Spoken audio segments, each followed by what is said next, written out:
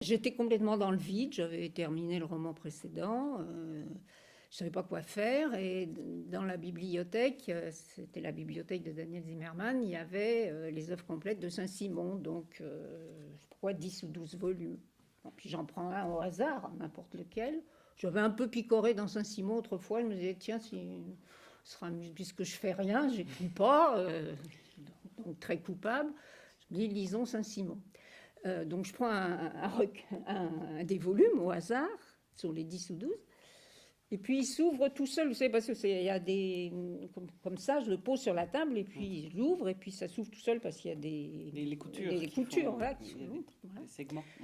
Et puis mes yeux tombent sur la phrase... La nuit était si obscure qu'on ne voyait qu'à la faveur de la neige. Je me dis, purée. Écrire une phrase comme ça, une fois dans sa vie d'écrivain, une phrase qui retombe sur ses pattes comme ça, et puis c'est la nuit qu'on avec les allitérations. Là. Puis je me dis de quoi il parle, parce qu'en général, Saint-Simon, c'est pas dans la nature, c'est dans des cabinets obscurs versaillais, etc. Bon, puis je vois qu'il parle de la rencontre entre deux femmes et que une des femmes a renvoyé l'autre et que l'autre est dans son carrosse dans la nuit et dans la neige à se peler de froid. Alors je me dis, tiens, ça c'est rigolo, c'est étonnant cette histoire, ça se passe en Espagne, en plus j'aime bien l'Espagne, enfin...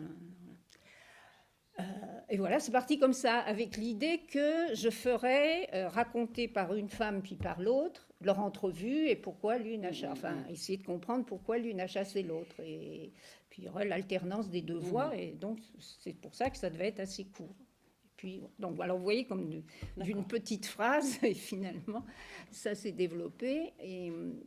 Mais je cite cette anecdote parce que je pense que c'est pas c'est pas toujours le réel, la réalité, qui engendre la littérature, c'est d'autres livres ou du langage qui engendre du langage. Et que j'espère qu'un livre envoie à un autre, ou a envie d'en faire découvrir d'autres. Par exemple, je suis contente quand quelqu'un qui me dit « J'ai lu La nuit, la neige et je suis allée voir dans Saint-Simon ». Là, ça me fait plaisir.